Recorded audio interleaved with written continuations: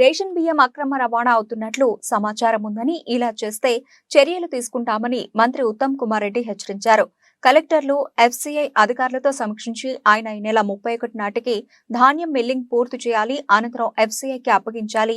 ఒక బియ్యం బస్తాకు 4 నుంచి 5 కేజీల బియ్యం తక్కువ అవుతున్నందున రేషన్ షాప్ యజమానుల నుంచి ఫిర్యాదులు వస్తున్నాయి. దీనిపై విచారణ చేపట్టాలని కోరారు.